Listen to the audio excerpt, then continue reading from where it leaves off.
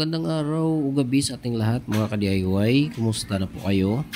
Pasensya na po at minsan lang tayo nag-upload ng video, pero ganun pa man, maraming salamat at nandyan pa rin kayo na patuloy na sumusuporta sa aking YouTube channel. Ngayong araw ay wala akong ibang naisip na gawin, kaya ito na lang muna yung buting tingin ko mga ka-DIY. Itong disc fan na nasira. Ayan, oh. Kung makikita nyo, ayan, sirang-sira talaga. Partner po kasi ito ni Kuya Cedric. Kahit saang sulok ng bahay siya magpunta ay dala-dala niya ito.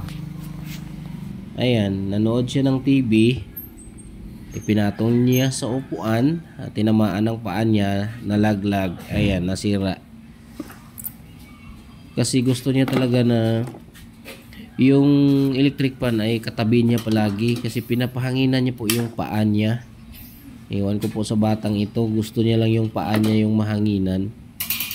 Ayan, kaya lagi niya itong dala-dala kahit saang sulok ng bahay siya magpunta.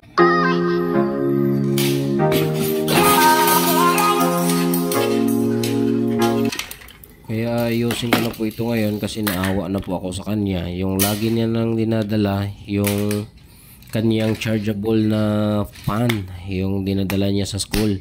Hindi naman gaano kalakas yung hangin na binubuga nun kasi chargeable lang po yun. Kaya ayusin ko na ito para magamit niya na ulit. Pasensya na po pala kayo at medyo bumata yung boses ko ngayon kasi po ay tinamaan po ako ng sipon. Pero ganun pa naman ay makukuha pa naman sa cute-cute ng boses, di ba? Maraming salamat talaga at umabot kayo dito sa panonood. Ayan, ito na, tanggalin ko muna itong screw. Itong screw na to ay hindi na to pwede kasi wala na siyang kakapitan, nabasag na. Ayan, oh, kung makikita nyo, ayan, nabasag na po yung kakapitan niya dyan, kaya kusang matanggal. Ayan, oh, kusang matanggal yan. Ayan, oh, tingnan nyo. Ayan, oh, ayan, matanggal na talaga, kaya hindi na siya pwede. Kaya gagawan ko na lang ito ng paraan. Kapag gumagana talaga ang isip ni DIY Daddy ay marami talagang paraan na naisip. Yung ito, ubusin ko muna yung tornilyo niya, tanggalin ko muna lahat at papalitan ko ito mamaya. Tingnan nyo kung anong gagawin ko dito. Ito, subukan ko muna i-install ulit. Titingnan ko kung aabot ba yung screw kapag lagyan ko ito ng washer. Ito,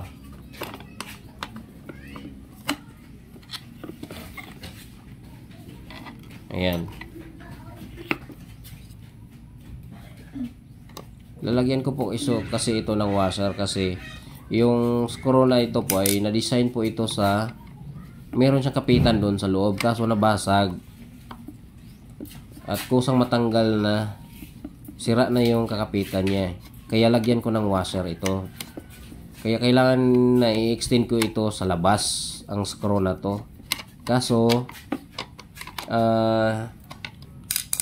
hindi siya aabot. Kailangan ko ng mahabang screw.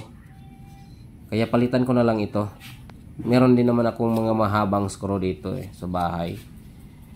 Kasi po yung mga DIYers talaga ay iniipon yung mga mapakinabangan pa. Relate po yung mga DIYers dyan. Hindi po nagtatapon yan ng mga bagay na pwede pang mapakinabangan. Ayan. Dito po dito tanggalin ko itong mga mahahabang screw. Kasya talaga ito kasi kasing laki lang din naman ito, kaso mahaba ito. Ito po yung gagamitin ko mamaya mga ka-DIY. Bubuksan ko na lang din po ito mga ka-DIY para isang maintenance na lang po. Yung shafting niya ay lalagyan ko po ng langis para magiging kondisyon na po talaga siya. Ayan, ang dami pong alikabok kaya linisan ko na lang din po. Pati pala itong tawag nito, nagtitrigger sa kanyang paikot-ikot yung yung gear niya, nabali din pala. Ito hindi na ito ma-repair kaya steady na lang ito. Wala nang ikot-ikot ito.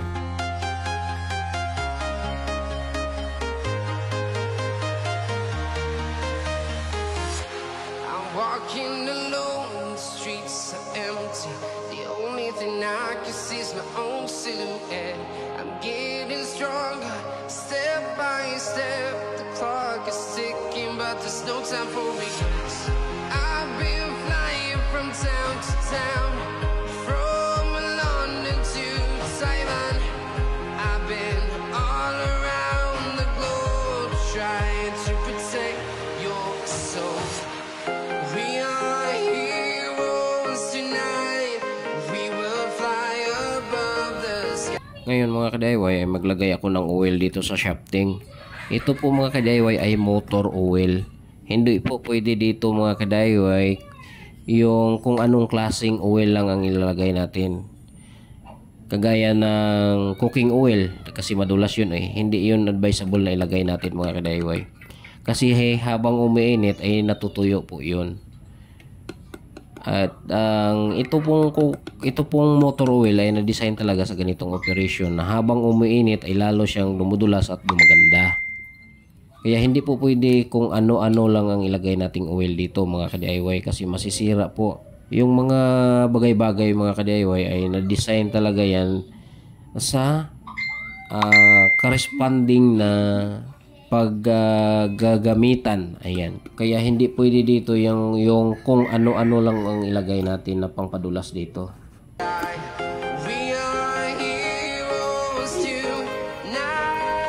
Ayan, kondisyon na po mga ka-DIY. Ayan. Kinamay ko lang ay ma-feel ko talaga na ang ganda na ng revolution niya. Ayan, madulas na talaga ito mga ka-DIY. Ilang taon na naman ito bago i-maintenance natin ulit. Ito po pala ang nagtitrigger sa kanyang paswing-swing. Ayan. Ito po yung hinuhugot natin pataas at ibinaba. Ayan. Ito po siya. Meron po siyang dalawang bulitas. Kapag tinanggal nyo po ito ay dahan-dahanin nyo po. Huwag nyong biglaing hugutin. Kasi kapag minigla nyo ay may tendency na tatalbog yung bulitas niya at mawala. Kasi meron yung spring. Ayan. Ito po yung mga bulitas niya. Oh. Mga maliliit lang po yan. Ayan, ibalik ko po ito dito. I-install ko lang po ito ulit. Kahit wala na po itong gear na nagtitrigger ng kanyang pag-swing-swing. Kasi po pag nagkataon na mayroong sirang electric pan na pwede kong pagkuhanan ay magagamit ko din naman ulit yun.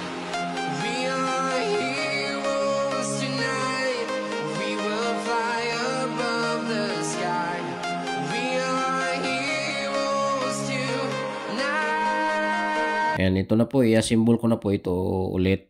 Natapos ko na po itong i-condition at i-repair. Ayan. Magagamit na po ito ulit ng anak ko mamaya.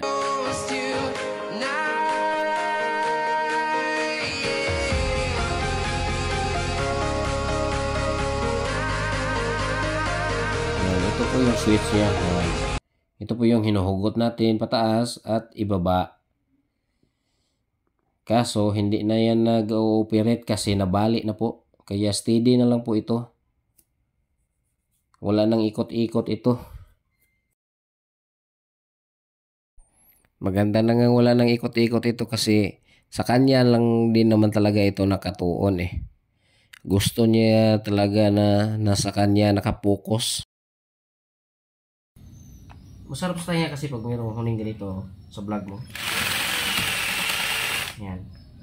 Relaxing sa ano. Yan guys. Ayan mga ka-DIY, ito na po yung sinasabi ko sa inyo mga ka-DIY. Na kaya natin tong gawa ng paraan. Ayan. 2 centavos lang yung katapat niya mga ka-DIY. At 2 mahahabang screw. Ayan, maayos na to mga ka-DIY. Magagamit na po niya ito ulit mamaya. Magiging masaya na naman itong batang to mamaya mga ka-DIY.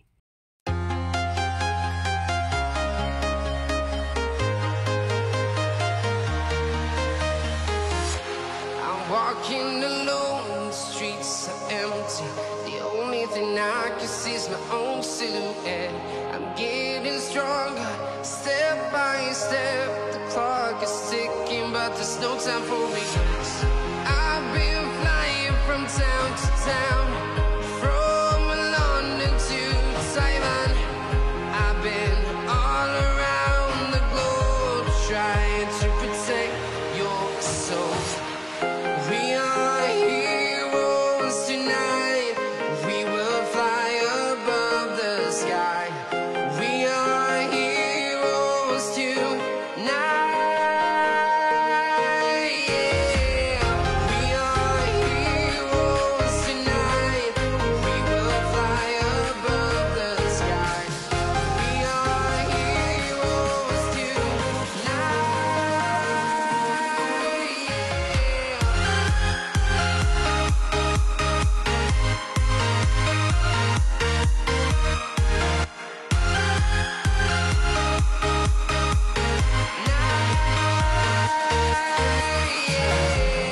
Feel like a dynamite, ready to explode right up in the sky.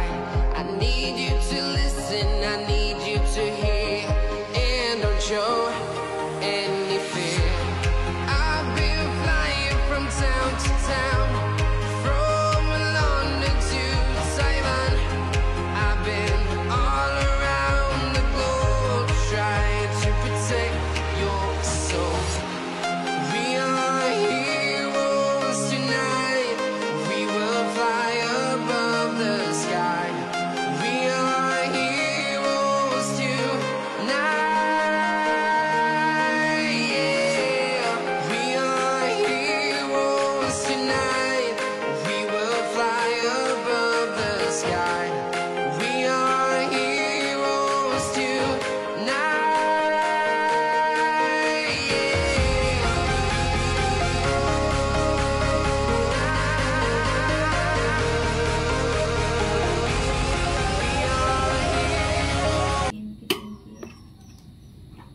And guys, ayos na.